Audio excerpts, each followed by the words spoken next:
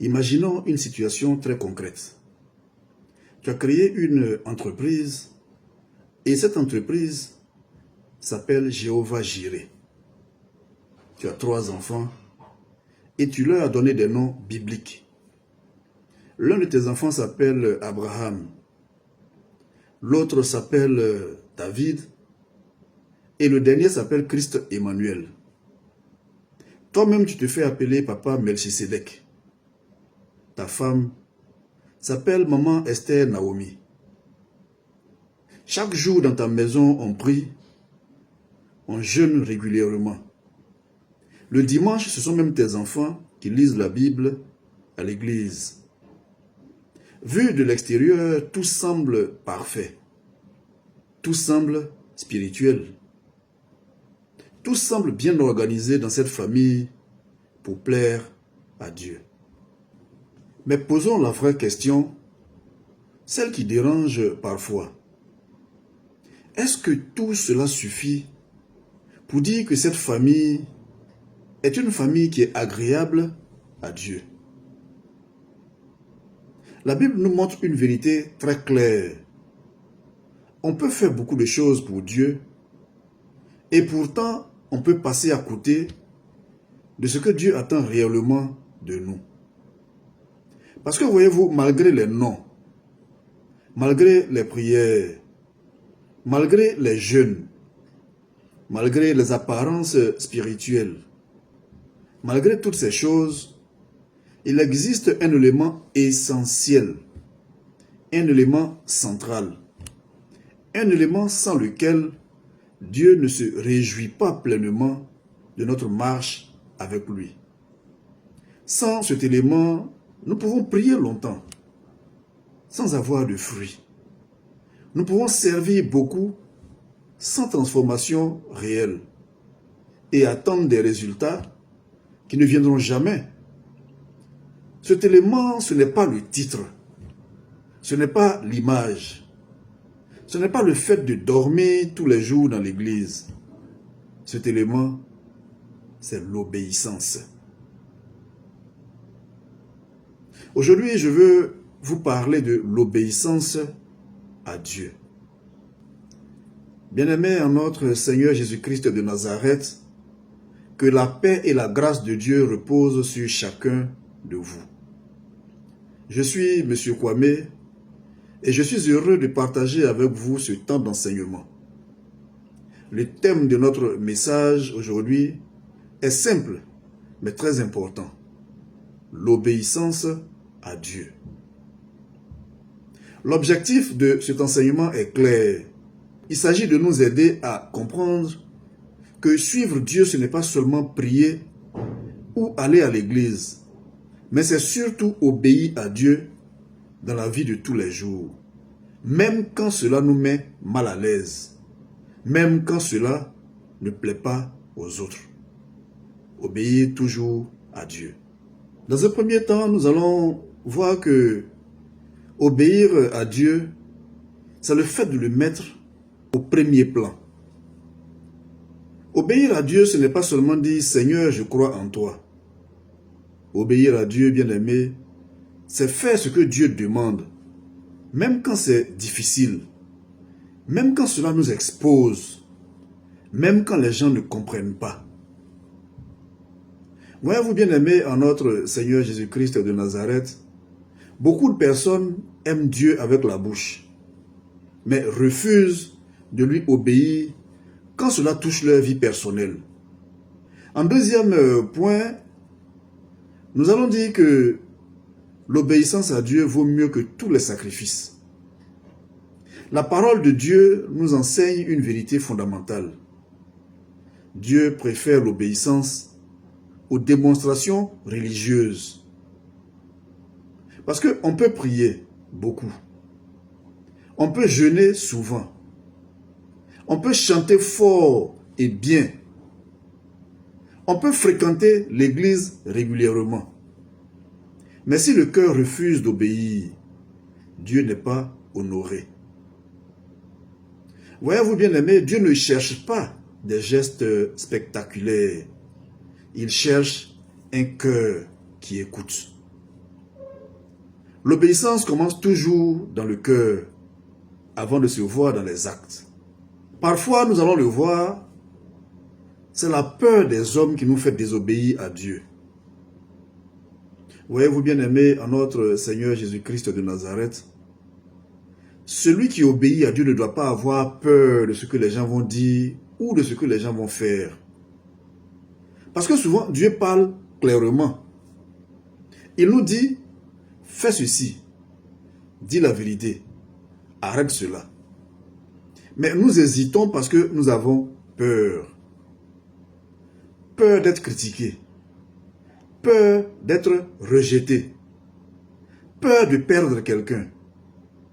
Peur de perdre une position. Alors, pour plaire aux hommes, nous désobéissons à Dieu. Mais la vérité est simple. Tu es d'abord le serviteur de Dieu, pas le serviteur des hommes. Bien-aimés en notre Seigneur Jésus-Christ de Nazareth, nous allons prendre un exemple très concret de la vie quotidienne. Dans cet exemple, nous allons voir que Dieu nous interdit clairement de mentir. Et le mensonge, ce n'est pas un petit défaut, c'est une désobéissance à Dieu. Alors pour que vous compreniez, on va prendre un exemple simple. C'est l'exemple de papa Melchisedec qui est dans l'église. Et puis, il y a une jeune chantre qui est arrivée. Et quand celle-là chante, toute l'église est en transe. Papa lui-même n'arrive plus à se contrôler. Chaque fois que celle-là doit animer le culte, papa est toujours là. Il est dégourdi. Il court ici. Il court là. Il fait des dons par-ci. Il aide la chorale. Il soutient les œuvres des jeunes. Papa fait tout ça. Mais parce qu'au fond de papa, il y a un sentiment étrange qui est en train de naître pour la chantre. Il pense toujours à elle. Et la maman va se rendre compte de la situation. Elle va appeler papa et elle va lui dire un jour, papa, qu'est-ce qui se passe à ton niveau avec la chantre? Je vois qu'elle te plaît, t'intéresse. Et papa s'énerve. Non, ce n'est pas vrai. Je t'ai jamais trompé. Qu'est-ce que je vais faire avec une gamine comme ça? Tu salis mon image. La vérité, c'est que papa ment. Mais pourquoi papa ment? Bien, papa ment parce qu'il a peur de perdre sa femme. Il a peur des conséquences. Ce que Dieu aurait voulu que papa fasse, c'est de dire à sa femme, oui maman, tu as raison, il y a un sentiment bizarre qui a commencé à naître dans mon cœur pour cette jeune fille, aide-moi à intercéder. Voilà l'obéissance à Dieu. Mais à ce moment précis, quand papa commence à mentir, il désobéit à Dieu. Il choisit de mentir pour sauver sa relation, au lieu de dire la vérité et de faire confiance à Dieu. Il préfère plaire à un être humain plutôt que d'obéir à Dieu. Il se trouve que beaucoup parmi nous font ça. Quand on les prend en train de faire une chose qu'ils n'auraient pas dû faire, notre premier réflexe est de désobéir à Dieu en mentant pour nous couvrir. Bien-aimés en notre Seigneur Jésus-Christ de Nazareth, l'obéissance demande du courage. Obéir à Dieu, ce n'est pas toujours facile. Parfois, dire la vérité fait très mal. Parfois, obéir à Dieu nous met en difficulté dans la société. Parfois, obéir à Dieu nous coûte quelque chose de très cher. Mais Dieu ne nous demande pas d'être aimé par tout le monde. Il nous demande d'être fidèles à sa parole. Tu vois, bien aimé, le mensonge peut te protéger pour un moment, mais il va te détruire sur le long terme. La vérité peut faire mal au début, mais elle va finir par te libérer et elle va te restaurer. Nous devons savoir que Dieu protège celui qui obéit.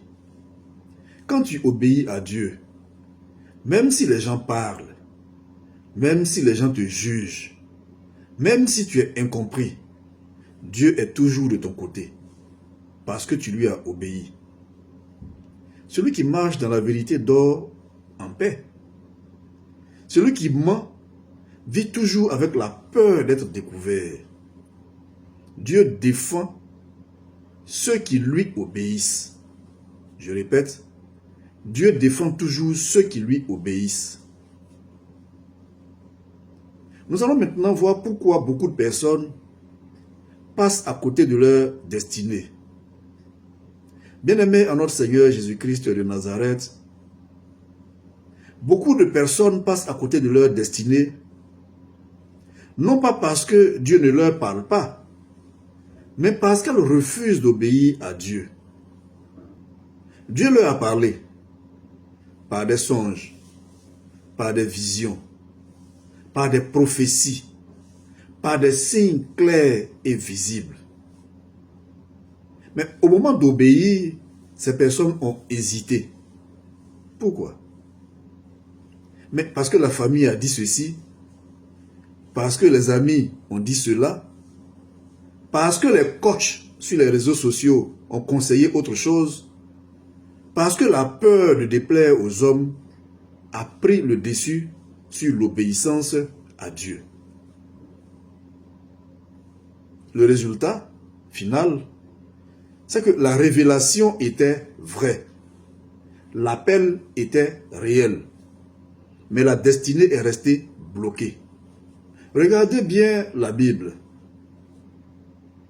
Tous les grands hommes que Dieu a utilisés dans la Bible ont obéi. Et souvent, Dieu leur demandait des choses qui paraissaient bizarres, des choses incompréhensibles humainement. Mais ces hommes ne discutaient pas, ils exécutaient.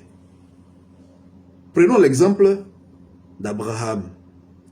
La Bible nous montre que Dieu a mis la foi d'Abraham à l'épreuve en lui donnant des ordres bizarres. On va analyser ces ordres-là, certains de ces ordres. Le premier ordre bizarre que Dieu va donner à Abraham, c'est de quitter sa famille. Dieu va dire à Abraham, quitte ta famille, quitte ton pays et va dans un pays que je te montrerai. Alors, imaginons la situation.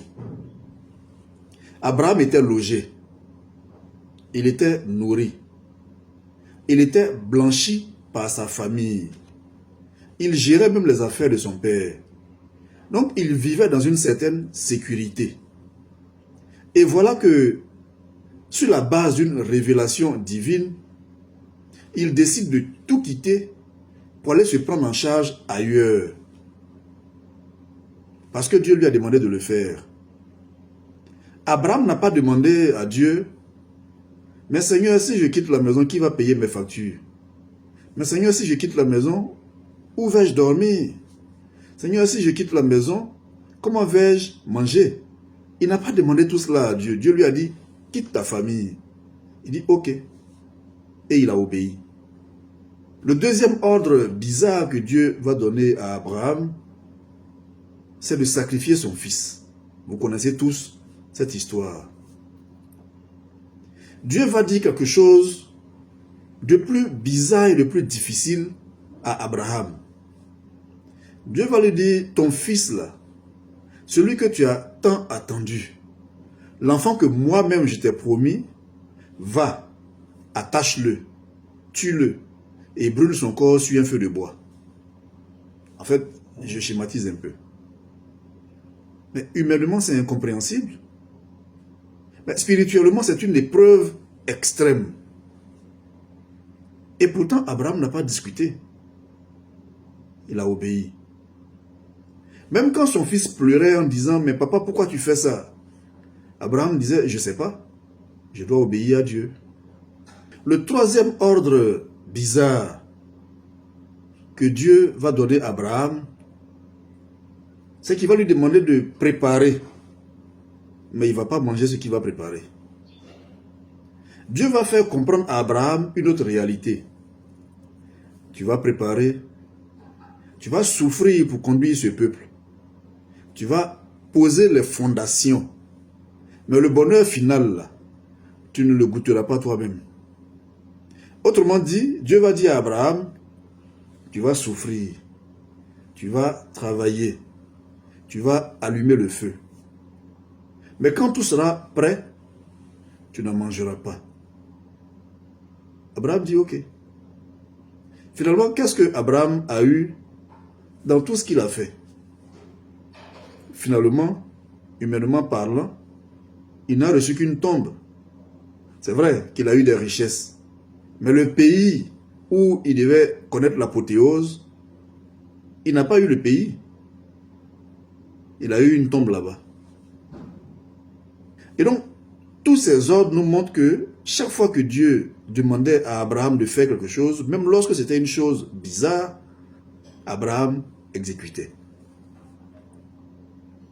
Mais tout n'a pas été toujours parfait avec Abraham, c'était un homme. Donc,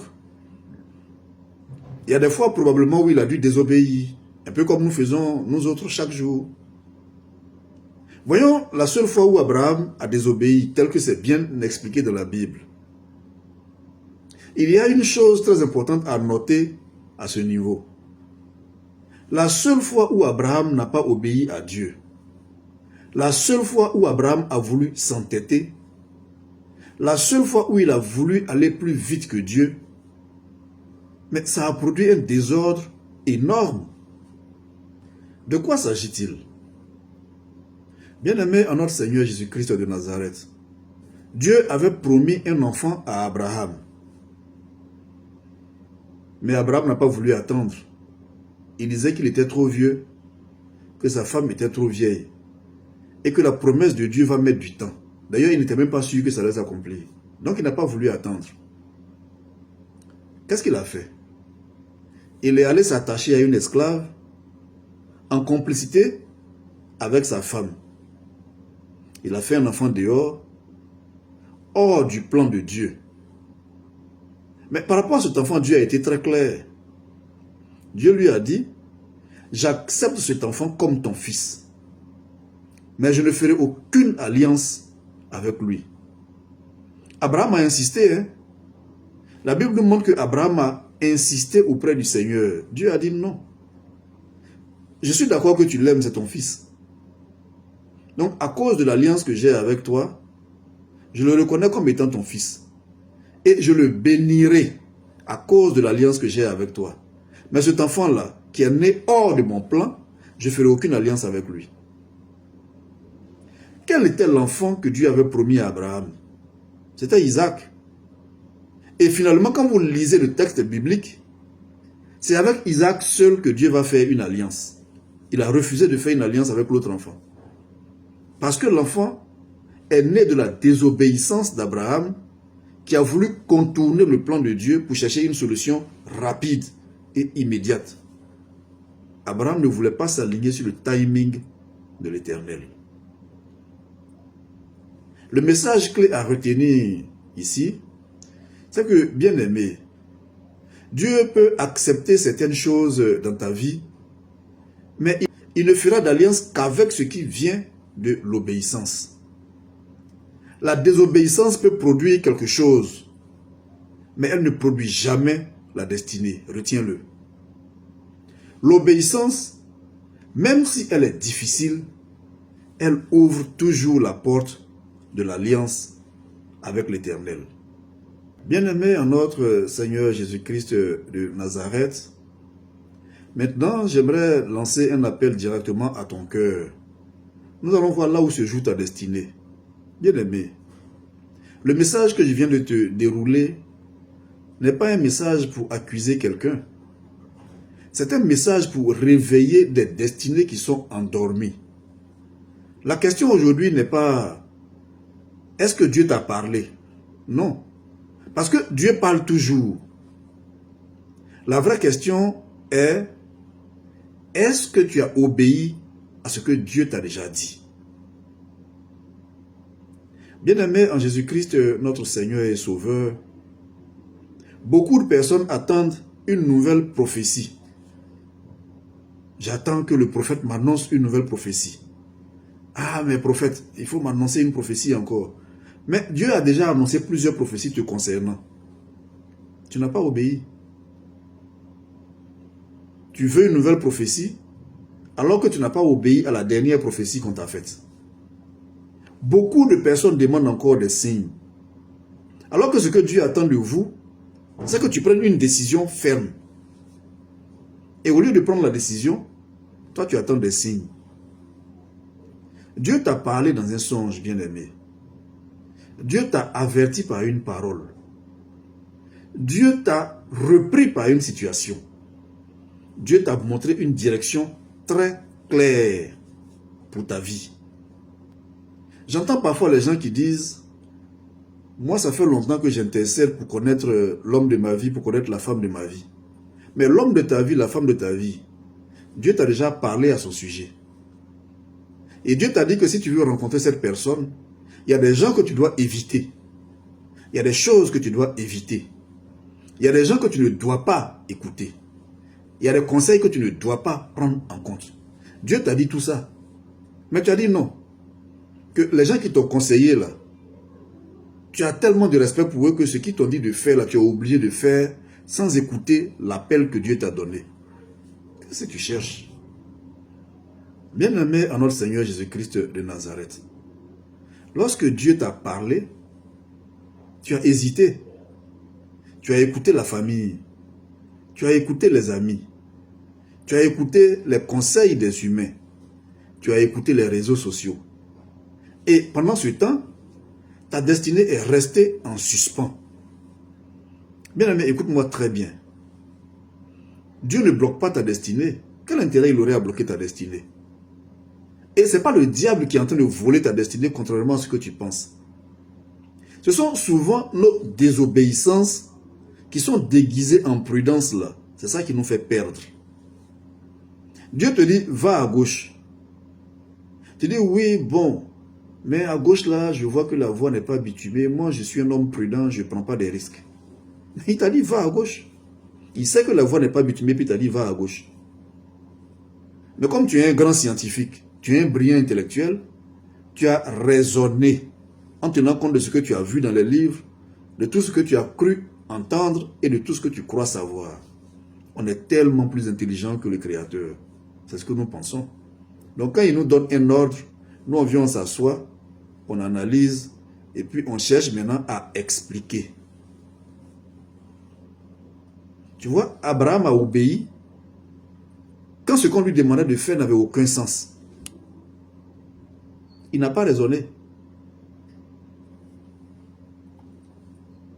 Il a obéi sans garantie. Il a obéi sans explication. Mais il a obéi même quand ça lui brisait le cœur. Et c'est cette obéissance qui a fait de lui le père de la foi. Mais la seule fois où Abraham n'a pas obéi, il a produit une situation que Dieu a refusé de couvrir. Dieu a dit, je reconnais l'enfant, mais je ne ferai pas d'alliance avec ce qui est né de la désobéissance. Bien-aimé, laisse-moi te poser une question sérieuse, mais vraiment très sérieuse. Combien de choses dans ta vie Dieu tolère, mais qui ne te bénissent pas? C'est-à-dire, il y a des choses que tu fais, Dieu te regarde, il te tolère, mais ces choses ne t'apportent aucune bénédiction.